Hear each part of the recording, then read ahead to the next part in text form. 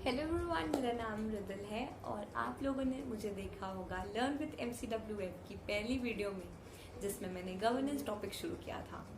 तो सबसे पहले तो मेरा रिक्वेस्ट है कि जिन लोगों ने भी पहला वीडियो नहीं देखा, जाइए और पहले उस वीडियो को कंप्लीट कीजिए ताकि इस वीडियो में की गई बातें आपको और बेहतर तरीके से समझ आ सके।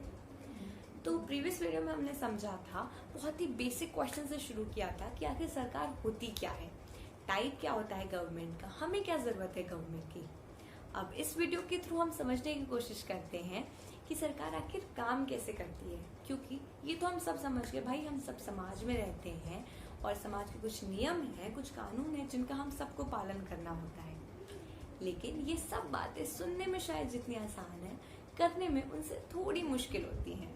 तो चलिए समझते हैं कि सरकार कैसे काम करती है इन मुश्किलों को दूर करने के लिए, ताकि हम सब के हित में अच्छी तरीके से काम हो सके।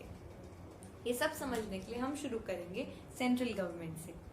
सेंट्रल गवर्नमेंट के अंदर 3 एरियाज ऑफ वर्क होते हैं।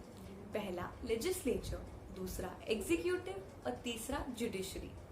तो पहले तो हम समझ लेते हैं कि इन तीनों का काम क्या होता है, फिर डिटेल में समझेंगे कि ये तीनों काम किस तरीके से कर रहे हैं। तो लेजिस्लेचर का काम होता है कि वो समाज की जरूरतों को, मेरे और आपकी दिक्कतों को, जरूरतों को समझते हुए नियम बनाता है। दूसरा एग्जीक्यूटिव का काम होता है कि लेजिस्लेचर के बनाए गए नियमों का समाज में पालन कराना। तो एग्जीक्यूटिव नए नए तरीके से इन नियमों को लागू कराता है ताकि ज्यादा से ज्यादा लोग इनका पालन करें और हम सबके हित में काम हो सके। तीसरा होता है जुडिशरी। जुडिशरी का काम होता है लेजिस्लेचर और एग्जीक्यूटिव्स के बीच अगर कुछ कॉन्फ्लिक्ट हो जाए या कुछ दिक्कत आ जाए, उनको सॉल्व करने का। और अगर समाज में कोई कानून का पालन नहीं कर रहा, कोई नियम का पालन नहीं कर रहा, तो उस पर जुडिशरी अपना निर्णय देता है, हम सबको न्याय दिलाता है।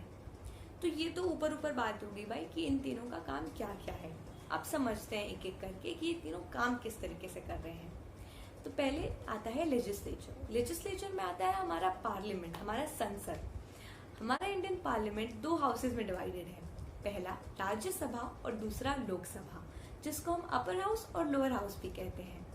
तो जो मेंबर्स होते हैं लोकसभा के, वो आम जनता की दिक्कतों को, उनकी जरूरतों को सेंटर में रिप्रेजेंट करते हैं।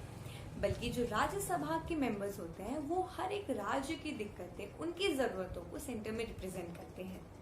रिप्रेजेंट करने का मतलब कि जब भी सेशंस होते हैं, तो ये दोनों मेंबर्स अपने अपने राज्य की और अपने लोगों के, आम जनता की जरूरतों को, उनकी दिक्कतों को सेंटर को बताता है, ताकि सेंटर पूरे देश में सब लोगों की परेशानियों को, जरूरतों को अच्छे से समझ सके और उसके हिसाब से नियम बना सके। दोनों हाउसेस के मेंबर्स को हम लोग मेंबर्स ऑफ पार्लियामेंट यानी कि MP कहते हैं। दूसरा होता है एग्जीक्यूटिव्स। एग्जीक्यूटिव्स में 2 डिवीजन होता है, पहला पॉलिटिकल और दूसरा परमानेंट। तो पॉलिटिकल डिवीजन के अंतर्गत तो काम करते हैं हमारे प्राइम मिनिस्टर, प्रेसिडेंट और बाकी मिनिस्टर्स हो गए, जैसे कि होम मिनिस्टर, फाइनेंस मिनिस्टर। ये सब जो पोजीशंस होते हैं, ये सरकार के साथ इनके कैंडिडेट्स बदलते रहते हैं। जिसकी सरकार होती है वो अपना कैंडिडेट चुनता है इन पोजीशंस पे काम करने के लिए। दूसरा होता है परमानेंट डिवीजन। इसमें पब्लिक सर्वेंट्स आते हैं। पब्लिक सर्वेंट्स मतलब कि IAS officers, IPS officers, revenue officers, ये सारे गवर्नमेंट एग्जाम्स के थ्रू अप्लाई करते हैं और ये सरकार के साथ नहीं बदलते, इनकी जॉब्स परमानेंट होती हैं।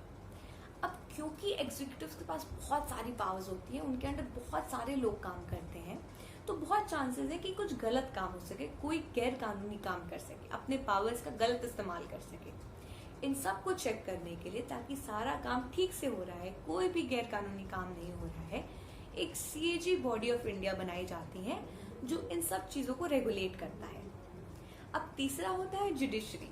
जुडिशरी में 3 टाइप्स के कोर्ट आते हैं। सबसे हाई पावर पे होता है हमारा सुप्रीम कोर्ट, दूसरा होता है हाई कोर्ट और तीसरा होता है डिस्ट्रिक्ट कोर्ट। तो ये तो हमने समझा कि इन तीनों एरियाज ऑफ वर्क में कैसे कैसे काम हो रहा है।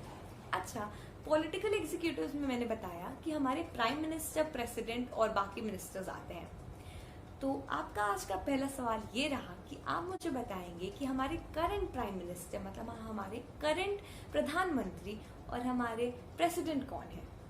चलिए आप मुझे इसका आंसर कमेंट सेक्शन में बताइएगा और तब तक आप सब अपना ध्यान रखिएगा। हम मिलेंगे नेक्स्ट